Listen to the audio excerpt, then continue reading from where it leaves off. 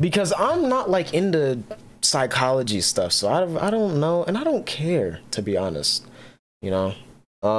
But this dude is a sociopath, or this person's a sociopath. I don't know if it's a dude. This person's a sociopath. There's an episode of Ask Me Anything. I'm still not sure what that means, but we'll figure it out probably.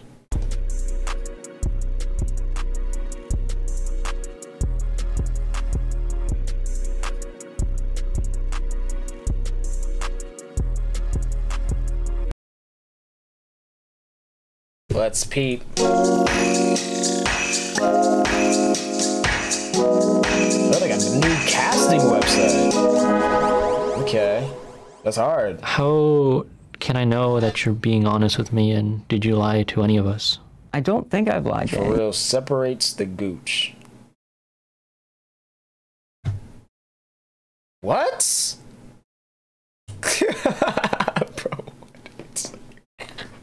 Bro, what are you talking about, bruh? How do we get... Alright, man. Buddy, I guess I could be lying to you. If you were alone in a room with a diagnosed sociopath, what would you ask? Okay, because I'm already... The only thing you found interesting about college. Okay, interesting.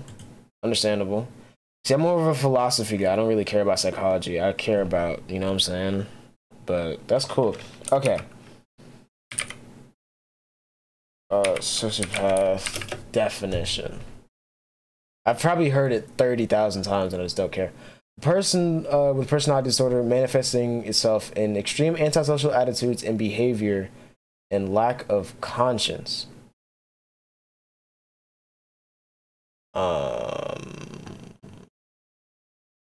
Okay. They tend to lie, break laws, act impulsively, and lack regard for their own safety or the safety of others. Symptoms may lessen with age. Okay.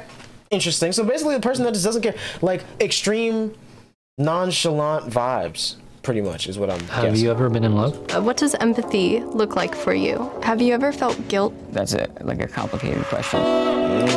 Okay. How you doing? Pretty good. Okay, that's good. What's your name? Greg. All right, nice to meet you. Nice to meet you. What age were you diagnosed? I think I was around 21, 22. How old are you? I am 33. Okay. What's your definition of a sociopath? A sociopath to me is someone who has no regard for themselves or for other people. You're very impulsive, very irresponsible, reckless, basically like a child. Were you surprised when you got diagnosed? I don't think surprised is the right word. I think relieved. Like I had felt out of control and I didn't understand why I was doing what I was doing for a long time. So knowing that there was an actual reason behind why I was doing these things, it was really like kind of freeing in a way. Understandable. What made you think you was a sociopath? Waking up in prison was probably my first clue. Do you mind me asking what led you to go to prison? I've committed several crimes. I was using drugs and selling to support my habit. I also have many like retail thefts. How long ago did you commit those crimes? The last time I committed any crimes was 2011. And then you haven't committed any crimes since then? I wouldn't say I haven't committed any crimes. I haven't committed any major crimes since then. Really? Actually, I don't even drive I was gonna say, bro, I reckless probably ran a red light last week, bro. anymore like I used to. I stopped stealing. And now that I say it, I don't know if I've been doing crimes. I think I changed my ways. What made you make the decision WMS. to change your life? Not wanting to go back to prison. It was one of the worst experiences of my life. What do you think people most often misunderstand about being a sociopath? Personally, I think that the stereotype is that they're incredibly violent and just malicious just to be mean and like just for its own sake. At least for me, that's not how it presents. More often than not, people with antisocial personality disorder or sociopaths, they're just irresponsible, impulsive people. That can lead to you being a little bit aggressive and irritable, but the myth that they're violent and just out of control monsters is blown way out of proportion. I feel like stuff like true crime kind of made stuff like that, you know, a little bit more, what's the word, bro? Like extra, you know? Like people take stuff like that a little bit too far now, which is one of the main reasons why I don't rock with that genre at all.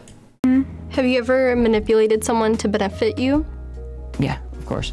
I feel like everyone manipulates other people to an extent. We're all trying to get something out of any given relationship. Okay. I haven't really thought of it that way. For me, it's more like mutual respect and wanting to do others for people to make them feel better. Yeah, I see what you mean. I look at all of my relationships as very transactional, and it's just kind of the way that I engage with the world. What are some things that piss you off? Yes. When people can't admit they're wrong or made a mistake, that drives me absolutely crazy. And I think that's just because I used to do that same thing. I used to not ever admit that I was wrong. What does empathy look like for you, if you have empathy at all?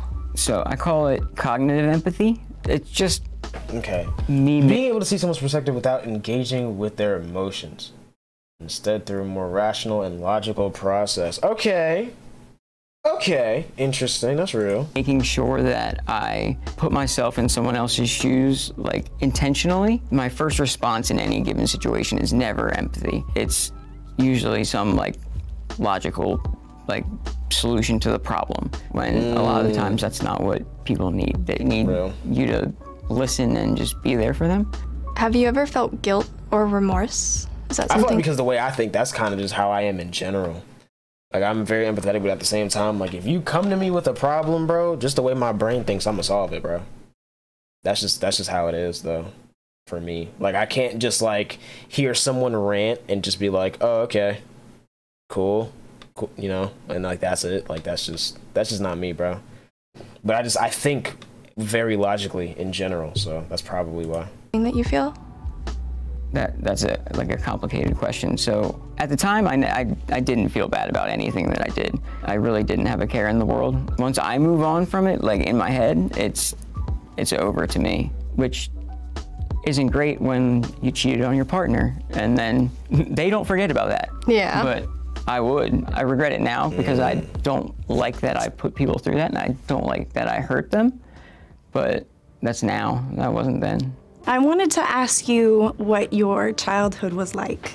Part of the problem is, like, I don't store memories very well. So Too much of an empath, though. It's annoying. Understandable. I can be. It just depends. Like, I have to actually care about someone to, like, feel empathy towards. Like, I'm not going to feel that empathetic towards someone I don't know. Like, for real. You know, like, it just depends. Chicken biscuits with some gravy. Low-key sounds fire. I don't necessarily remember much of my childhood. Is that a condition associated with being a sociopath? From what I've gathered, memory is tied to emotion fairly strongly. The way that I experience emotions is not quite as deep as other people, so the emotional tie to, like, memories that makes them stick in your brain doesn't really happen for me that often. Did you tell your parents about your diagnosis right away? No, actually I didn't. I've only actually mentioned it to my parents one time. When I told them, they didn't believe me. They're like, that's not the Greg I knew. And I guess it just speaks to how fooled I had them. They just didn't believe that I was capable of those things. Have you ever been in love? And do you feel love?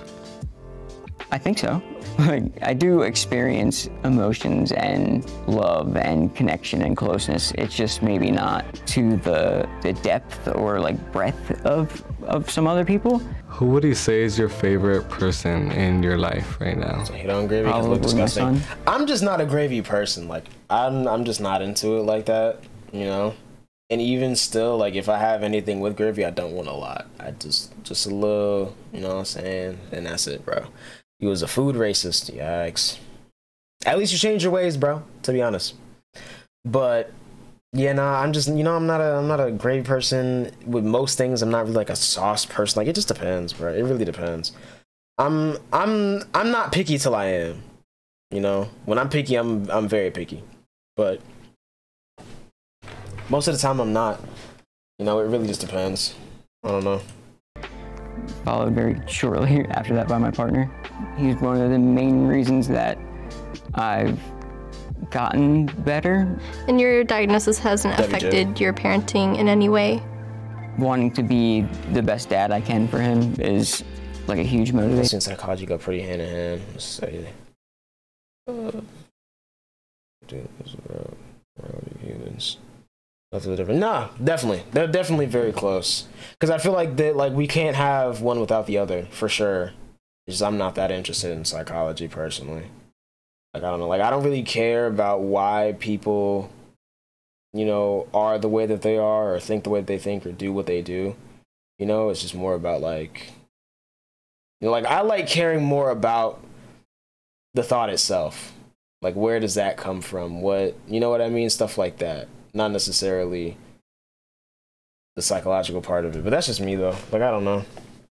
I feel like I would totally, especially, like, when it comes to, like, let's say, like, content, because, like, people love true crime because of, you know, the psychological breakdowns and stuff. Like, I would much rather just want to know, like, in general, how the human brain can have, you know, a certain type of thought. I don't know how to explain it, bro, honestly. I really don't. I really don't know. Main factor for me, because I don't want him to live the same life I live. Yeah, like it sounds, you know, it depends, bro. It really depends. There's a huge genetic component. Once I figure out what I mean, bro, then and you know, the other half of that is your environment. So I have to do everything I can with his environment to overcome his genetics. How did I was saying, there's one video too that I almost reacted to today that probably would have helped what I was about to say make more sense, but I didn't pull it up. When you first met your wife? It's always been her, even though there was a period of time where I was really not a good boyfriend. I was not a good partner. I don't deserve to still have her, but she stuck it out and knew that there was a person inside of that version of Greg that was better. Do you go to therapy? I have gone to therapy in the past. At the time I was in prison, I did have what's called a therapeutic community, and they do cognitive behavioral therapy. And when I left prison, I didn't continue. Nowadays, it's more like self-led. Like I do self-exploration, and with my partner, we kind of explore it. If something happens, she'll gently let me know. Is that like you know? Hold on. I'm getting started. It feels like an accusation. Like you're doing something wrong. I'll shut down. I don't like being told what to do. So a lot of the times, I don't know. I require gentle guidance. Is that you saying that you think like you've learned how to cope with being a sociopath? So the way I look at it is that I've learned how to not destroy my life by accident. I can manage to stop those thoughts and impulses before they lead to actions. How can I know that you're being honest with me, and did you lie to any of us? I don't think I've lied to anybody. I guess I could be lying to you, but it doesn't serve me to lie to you or to most people. I'm here to like share my actual lived experience. I'm not gonna lie to you about it. And that's real. Like, this chance welcome to back, meet Word. face to face. It's the moment to do it. Hi. Nice to meet you. Nice to meet you. Hi! Sorry. You're good. Nice to meet you. Likewise. Hey, Greg. Nathan. Nice to meet you, Greg. Likewise. Debbie Mans, Nice man. face to you. So that's cool. It's a pretty face. It is. Nice to meet you. Likewise. Nice to meet Those you. are great Just questions. Thank you. Now, I feel like she had the best questions. Not gonna lie. That was a cool video, bro. Not gonna lie. I feel like I've learned a lot here.